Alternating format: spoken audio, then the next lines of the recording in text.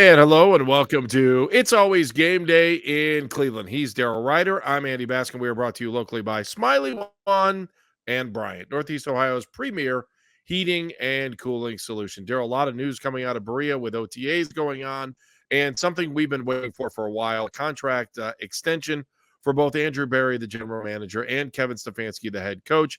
I'm going to start off with this question for you, Daryl. Why did it take so long? Well, first of all, the choirs of angels were singing hallelujah when it finally came down. They Literally, were? 8 minutes before they had their OTA practice on Wednesday, as we all were walking into the media room. Oh, by the way, the extensions are done. Here you go. So I ended up missing the first half hour of the OTA session. It was funny because I walked out there to practice, and the first thing I saw was Deshaun Watson throw two passes. And then those were the last two passes he threw on the day. So I heard up between. I posted on X, hey, it looks like it's a Deshaun Watson throwing day, whatever. Right. And then they go into the next drill, and he's doing mental reps. And then I quote tweeted myself, and I said, well, looks like we've re-entered the mental rep portion of today's. How do you look in the two throws, Daryl? Yeah. But as far as the extensions go, look. Wait, hang on. How do you look in the first on those two throws? They're fine. Look okay. Play the passes. Yeah. Right. Yeah. Whatever. Long, short. Yeah. I don't even care that much. I really don't. Well, I mean, people want to know, guys. If you threw an 80-yard pass, I think somebody would want to know. But that's not what you saw. No. It was like 15-yard pass. But okay.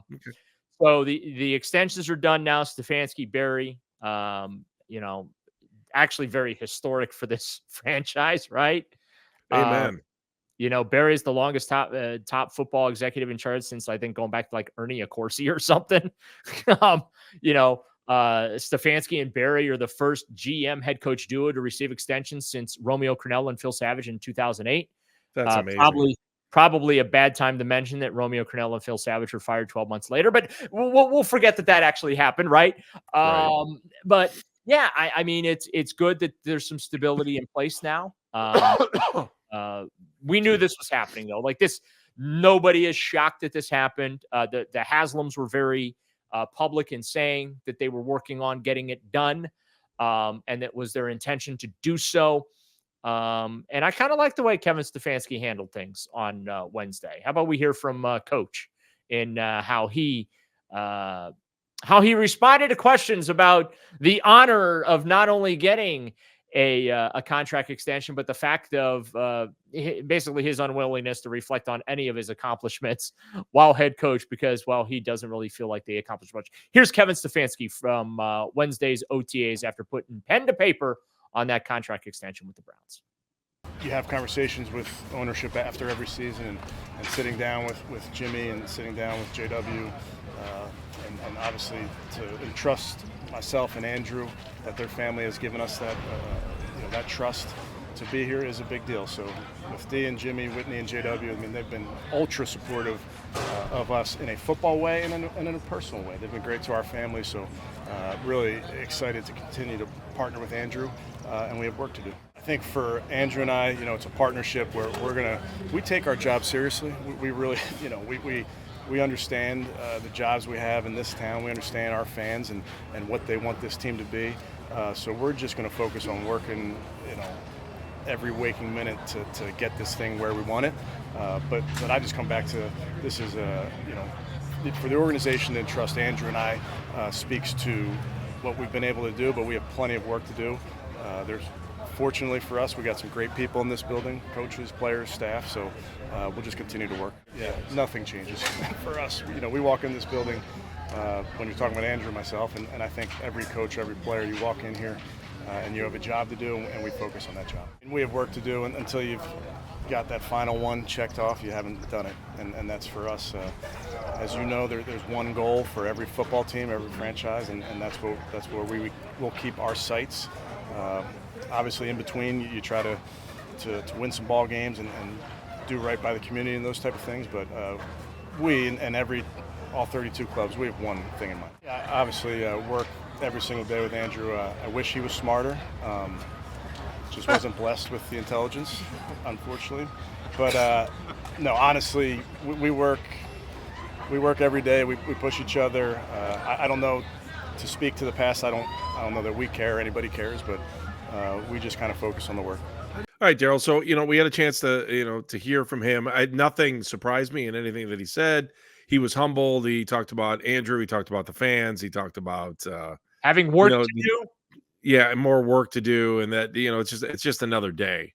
I think when it comes to the fact that both these guys got their extensions on the same day, it was a matter of one of them needed to cross some I's and T's, right? I mean, that's what it was all. They wanted to announce both in the same day. That became Right. very, very apparent about 4 or 5 weeks ago that's what they wanted to do. So I'm just, we didn't hear a lot of negative feedback on the air about Kevin. I can tell you that. No one called and said, "Oh, this is horrible. I can't believe they're doing it."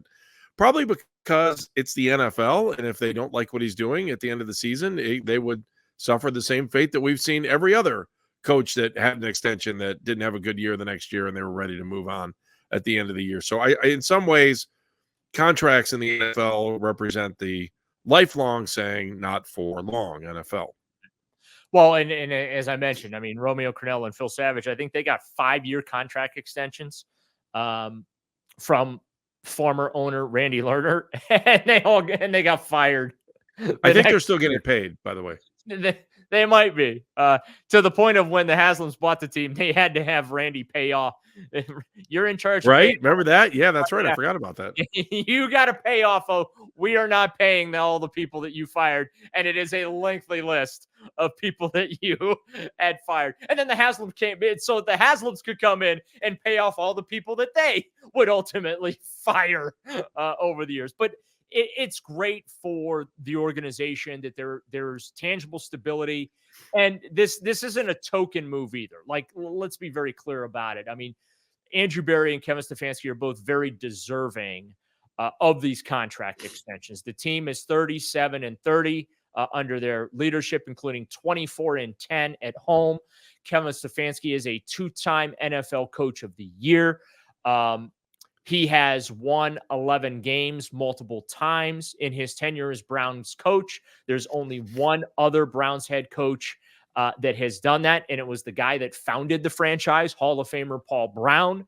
So while, as we heard in those clips, Andy, Stefanski wasn't really interested in a victory lap or, champion's pose of any kind, right? He's focused forward, and he understands that, yes, while it's been good the last 4 years, right?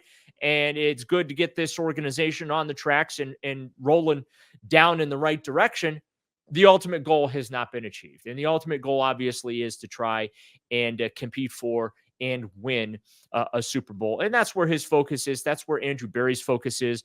But I think what gets lost in all this is the working relationship. And I was trying to get Kevin to talk about that today. The working relationship that he and Andrew have. Because let's be honest about it, they don't see eye to eye on everything, right?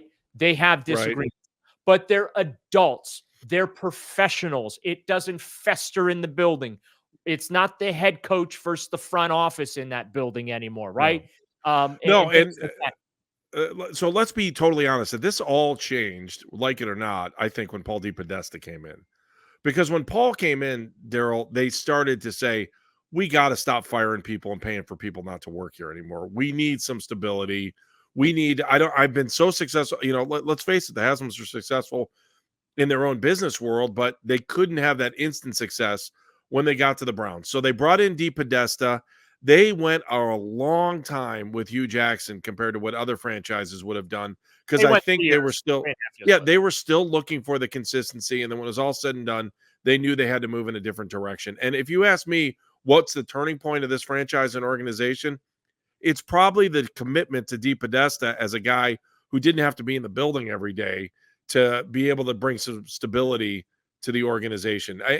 And that's what we've seen. And in turn, we've gone from winless seasons to getting to the playoffs. Well, and it's interesting that you would mention DePodesta, because the perception of him is he's the guy behind the strings, control. He's the puppet master, right?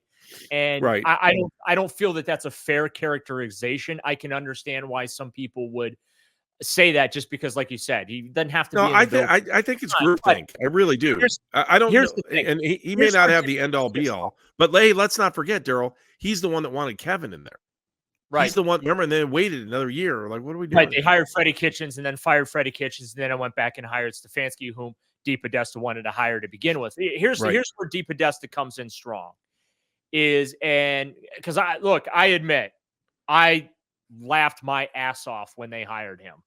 I remember posted on Twitter, I'm like, really? They're hiring a guy who knows absolutely nothing about football to help them with football and to build a football organization. And he had gotten his start in Cleveland as an intern with the then named Indians, but like, he was a college football player, though. I mean, I understand that, but here's my point that I'm trying to make. The people that I spoke with around baseball about him, because every stop he had, his teams went to the playoffs in baseball. And it was described to me as this, that DePodesta is great at identifying good leaders, and he is an organizational builder of talent, both on the field as well as behind the scenes, front office, support staff, coaching staff. It's right. He's an organizational builder. And I do feel like DePodesta does not get enough credit for that influence, right? He gets pinned with, he's the one that brought in all the football nerds and the computers and the analytics. And here's the thing, though. Bill Belichick used analytics. Paul Brown used analytics. He invented it, Daryl. Right. He invented it. So, I do feel like that in some respects, DePodesta doesn't get his just due. And so that there is some validity to your point. But also, let's be honest about it. They did go through Hugh Jackson, Greg Williams, Freddie Kitchens, and then they got to Kevin Stefanski.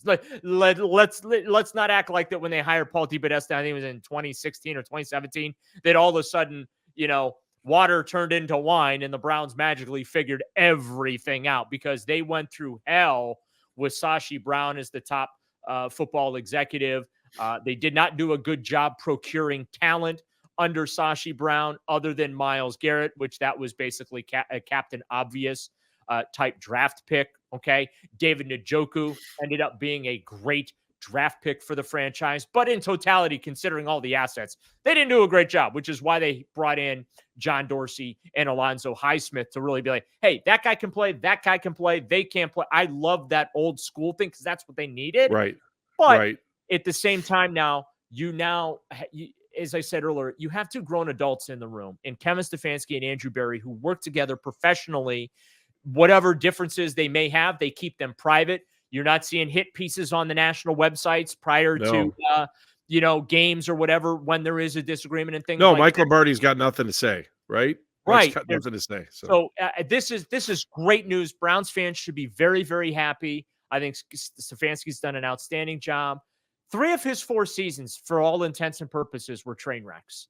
And I don't mean as in like they were Stefanski's fault. They were train wrecks in terms of adversity. Sure. Injuries, COVID year, first year, right? Last year, injury to quarterback and all the key players. And despite having 3 of 4 years where you're just everything but the kitchen sink is thrown at you in your way, making your life as difficult as possible as a head coach, you still find a way to make the playoffs twice and win Coach of the Year twice. That's a hell of a job by Stefanski. And I know he doesn't exactly get people excited when he's in front of us, we, the media, the cameras and the microphones and stuff like that.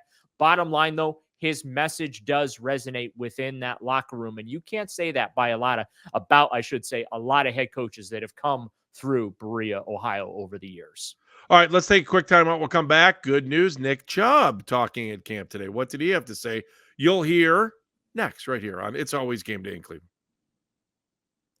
It is always Game Day in Cleveland. He's Daryl Ryder. I'm Andy Baskin, still talking about OTAs. And, of course, we're brought to you locally by Smiley One and Bryant, Northeast Ohio's premier heating and cooling solution. Daryl, it was great at the golf outing to see Nick Chubb out there. He was on a golf cart, and I was trying to track him down to just a wave, and he was like, see you later. So, and it was weird because I just gone on this probably 4 or 5 minute diatribe about how he's a jersey that I would buy my kid, how much I love the way he plays. I love the way he plays. He's such a special person, and, and just his approach to the game. I enjoy it. And then he went right by. It was like I didn't even say anything about him. He didn't feel any of the love. But you had the chance to hear from him at OTAs on Wednesday. Yeah, and look, it was great to hear from him. It was the first time we did hear from him since he suffered that devastating knee injury week 2 against the Pittsburgh Steelers. And I think we asked 75 questions over an 11.5-minute span because his answers were so concise. Oh, he gives you 200 answers. Yes. Yeah, I mean, he is a TV sports anchor's dream, right? You get the nightmare. No, dream, because it gives you the 7 For second me, it's a nightmare because I always want people to be able to hear a full sentence and to get the full thought. 7-second sound bites sometimes are just, it's half a thought, That's why I didn't love what I was doing before. I can tell you that. Okay. I like to let people talk. You know that. I let you talk all the time. You have this. Also because we help kill time. I never said that. Hey, why don't you give us your phone calls right now so we can listen to you and I won't pay attention? How's that sound? Absolutely. But yeah, I mean, look, it was great to hear from him. And let's do this. Let's go ahead and play some of his responses. We covered everything from his thoughts on the injury itself, how he felt about the hit from Minkah Fitzpatrick that resulted in that injury, how he's attacked his rehab. This is not the first time he has had his left knee rebuilt surgically. Of course, he back in, I think it was 2015 at the University of Georgia, had a previous devastating knee injury, and he bounced back from that.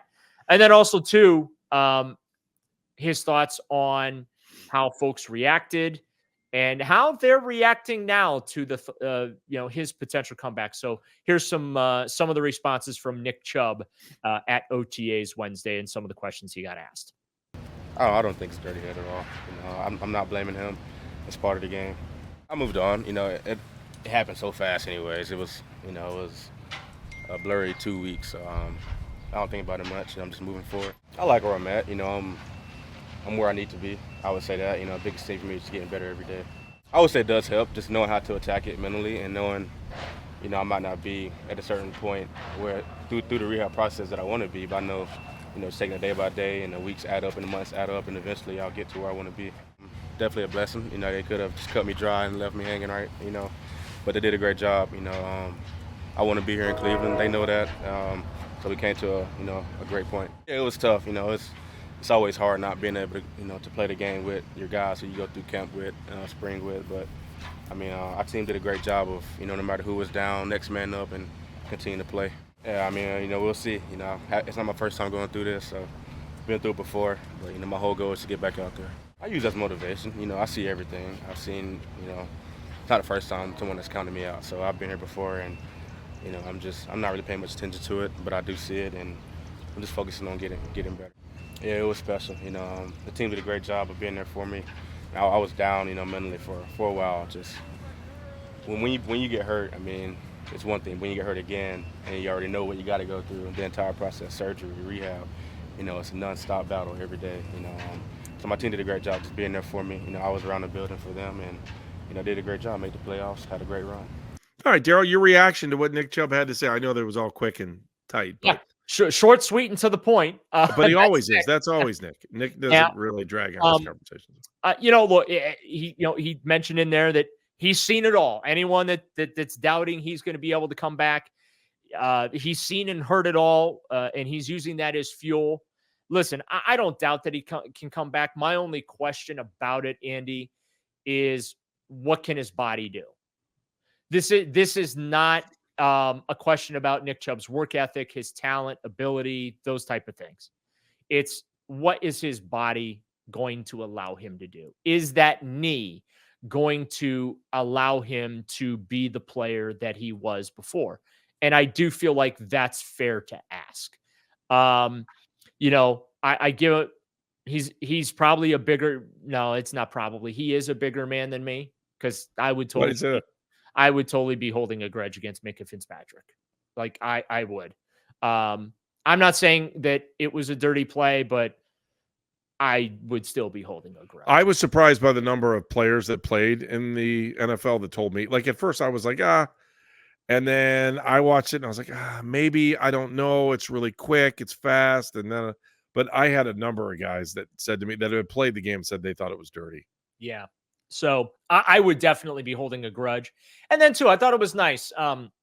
He talked about how much energy he got from, his teammates, because he did admit it was tough on him last September. Although it never crossed his mind whether or not his career was over, it was tough on him last September because he knew he couldn't play for the rest of the year. But yeah, I mean, I have no doubts that he's going to come back. And then obviously they restructured his contract this offseason. Which I thought was extremely fair and, incentive laced. And probably that's what it should be. I mean, look, let's face it. There are teams that would have cut him. Yeah, exactly. We both had the same thought. Yeah. There are teams that could have said, see you later, Nick Chubb. But I think they realize what he means to the fans. He's at a different level. He's not some guy who's third string. If they would have cut Nick Chubb, I have a feeling the venom and vitriol directed at the organization from fans would have been as intense as it was when they cut Bernie Kosar. It wouldn't behoove them as an organization that's trying to get a dome in here, right? I mean, that would not have been. It just wouldn't have been a good look. It would not be a smart thing. And now they're giving Nick the chance, and I'm sure Kevin's going to give him every chance in the world. And by the way, he's going to earn every chance to come back and play. And I'm looking forward to it, man. That guy is a fighter, and I really, really hope that he has success and he's able to get back out on the field. Yeah, and we also got to hear from the new running backs coach, Deuce Staley. Oh, so man, we had him on. We had him on while you guys were doing your interviews during the golf outing. Oh, are you ready to run through a brick wall for that guy? Who wouldn't? Wow, he was just full of all kinds of great energy. What did you think of it? Yeah, absolutely. I mean, and he even said, look, I want them to not only want to run through a brick wall with me, I want to show them that I'm ready to run through that wall with them. And that's how you get the best out of guys. And it's interesting. Kevin Stefanski you can see how important that is to Stefanski, right? Bringing in Kevin isn't that guy. That what you're saying is, yeah. Hang on.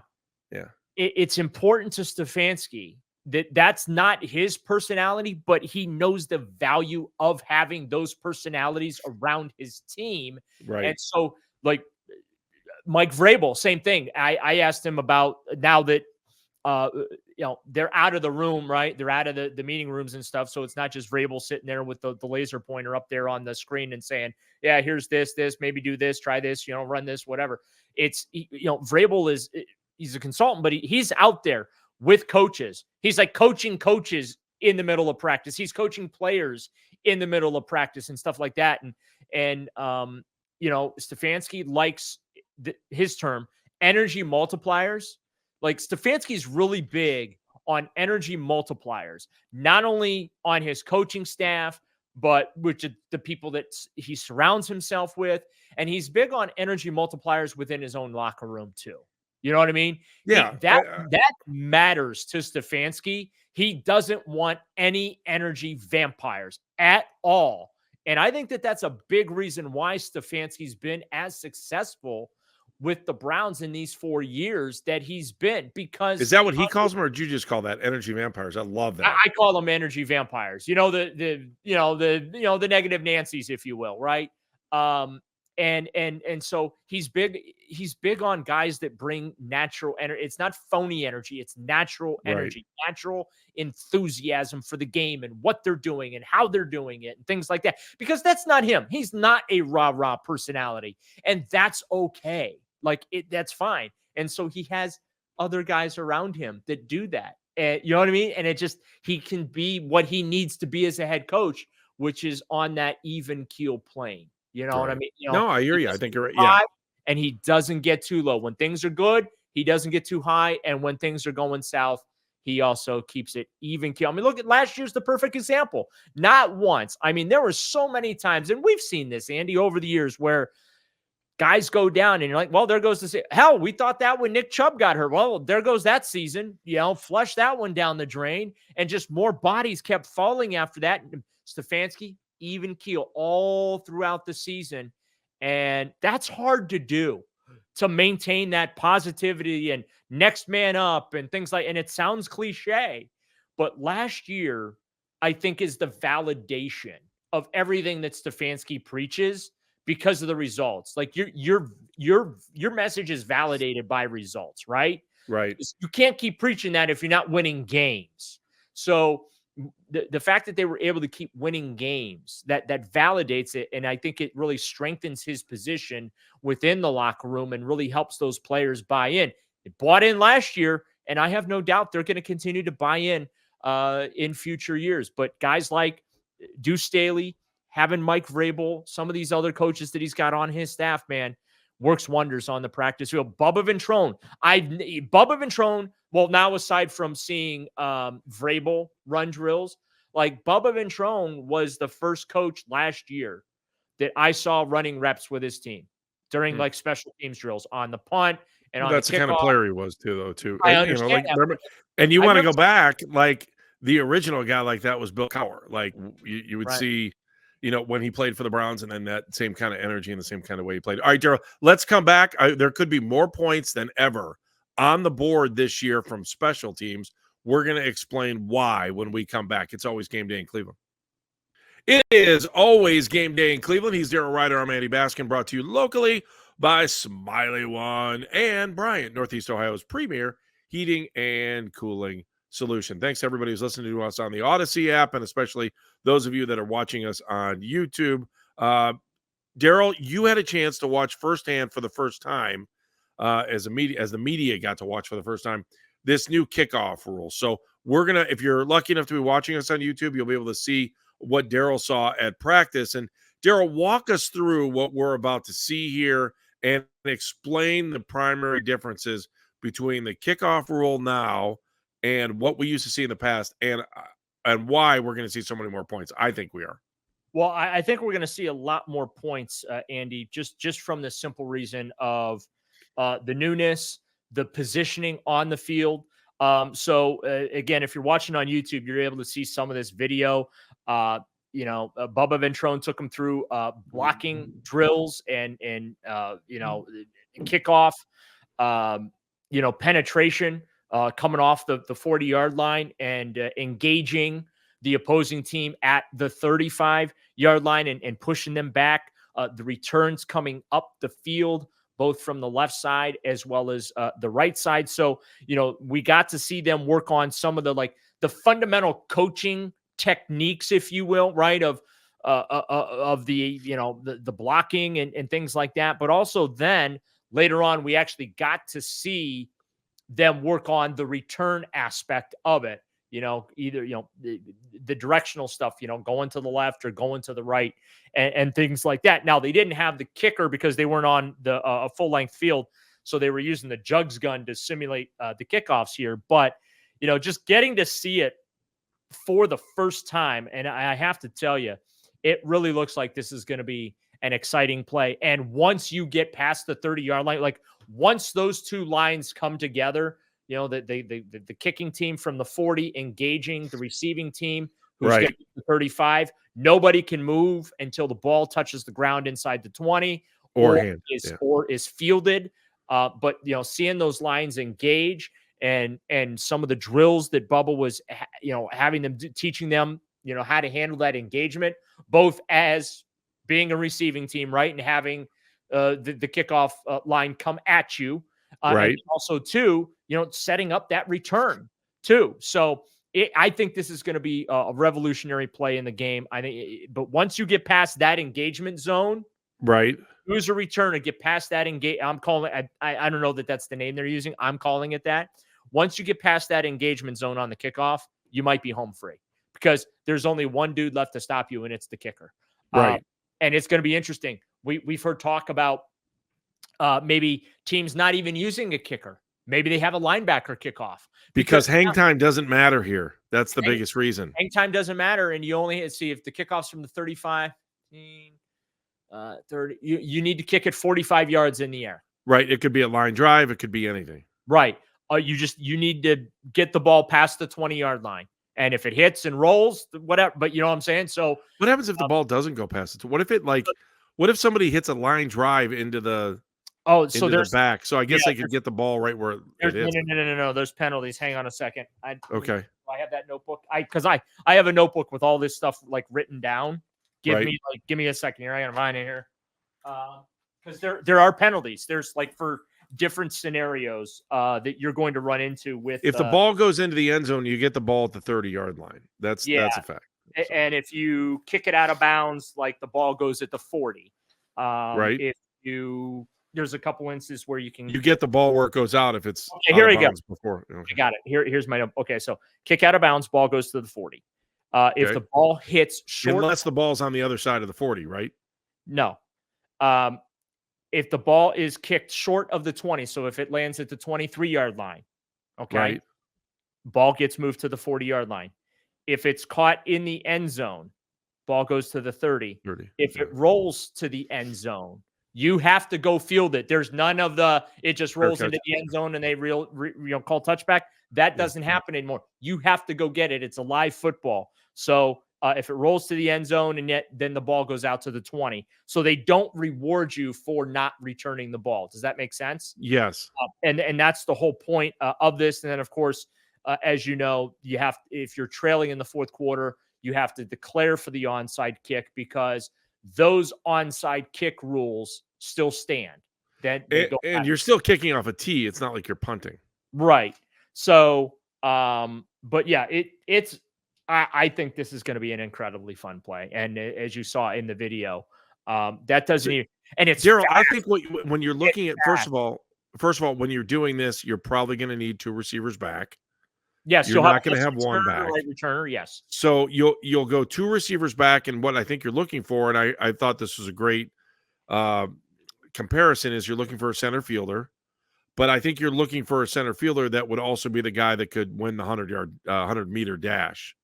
That's what you're looking for, right? Yeah, you're looking for a guy that can find that hole unbelievably fast and boom, escape. And I could understand why you might not want a kicker to kick the ball anymore. You want a defensive back who can make a tackle and isn't going to get hurt and understands the play and can, works on it every day, angling people out of bounds or angling guys to be able to hit them. I mean, we could see, I don't know. It's going to be interesting. Either it's going to be amazing or it's going to be horrible. And I think it's going to be amazing because I think we're going to see more points. We're going to see more exciting plays. I actually think this is going to be revolutionary the way you said. In fact, we were talking to Andrew Siciliano about that longtime NFL Network guy, and sometimes fill in play-by-play guy for the Browns as well. That Andrew was saying that this is as big as perhaps maybe the designated hitter in baseball, bringing that in, or 3-point arc in basketball. So, I mean, we're talking about, and this is why we're talking about it now. So when the season starts, you're not going to be like, what the was that? What kind of kick? I don't understand. There's no reason not to understand before the season starts. Everyone has plenty of time to try to understand this before they actually see it. I know the game, especially when you talk to somebody who's like overseas and doesn't really watch the game and says there's too many rules. This does add to the too many rules factor, but it's going to make the game way more exciting. There are a lot of intricate details built into this new play, but it's safer. Yeah. Because you don't have guys running 30, 40 yards down the field into a collision, right? They're 5 They are 5 yards away from each other. Nobody moves until the ball is touched or it hits inside the 20. Then they can come together. Right. And so there should be hopefully less injury and more excitement for fans. I was joking with I've been joking with colleagues, we're going to have to pay attention on kickoffs now. Like, it used to be touchdown scored. We'd have 5 minutes because, it's commercial break and then kickoff and then another commercial break and then the offense comes back. We'd have that 5 minutes where we could, hurry up and write our recap of what just happened with the touchdown. We can't do that. We're not going to be able to do that anymore because it's going to be moving so fast. The interesting thing is to see how long before college adapts this rule and high school adapts the rule. Although I think high school is just going to get rid of kickoffs already. Even in JV football, you just ball back at I think it's 20, 25-yard line to start the drive. They don't even do kickoffs anymore. I think this would be great to implement for high school and lower athletic. I think college. I think that this should become we'll see how it goes Yeah. this season, right? I'm sure that they're going to look at it, they're going to analyze it, and then next off season they'll probably they'll tweak a couple of things. But I ultimately think that because from a safety perspective, you're going to be eliminating some violent collisions. I think that this ultimately might make the most sense to be a universal football rule at all levels for how to handle kickoffs. It's a way to keep the kickoff in the game because I think that that's important. I don't like taking the foot out of football. I don't. I like field goals. I like extra points. Listen, I love the fact that 55-yard field goals are becoming a norm in the NFL now. It used to be if you kicked a 55-yard, it was like, wow. But it's a more regular occurrence in the league. I think it's exciting, right? Their teams are attempting more of them. I think that brings excitement to the game as opposed to just going to punt and try and pin the team inside the 5-yard line all the time. Then no, we're going to try a 55-yard field goal here, see if we can get 3 points on the board. So I do think that this is a way to re-engage fans on that particular play, add some excitement. And I do think, man, there's going to be some points scored. We heard from Bubba Ventrone last week, and he mentioned how he thought a lot of big name players were going to be on the kickoff return units now because there are going to be plays to be made. There are stats that they're going to be able to stuff on the kickoff, and that's how you get guys involved. Because let's be honest about it, if you were on the kickoff team or you play special teams, right? It usually meant you were a fringe player, unless you were on the field goal block team or something like that. Right. Goal protect team. Or that's a rookie. different. But like if you're a gunner and stuff like that, that usually meant you're a fringe player. And that's now not going to be the case because you're not going to have fringe players on this unit. All right, good stuff. He's Daryl Ryder. I'm Andy Baskin for our producer, Evan O'Brien. Outstanding job. This has been It's Always Game Day in Cleveland. By the way, we have a major announcement on this podcast coming very, very soon. Is that a fair thing to say, Daryl? That is very fair. There are things being workshopped right now. How's that for a tease? Nice. You may find out in the next show. So you need to be watching and listening on the Odyssey app. Thanks for watching and listening to It's Always Game Day in Cleveland.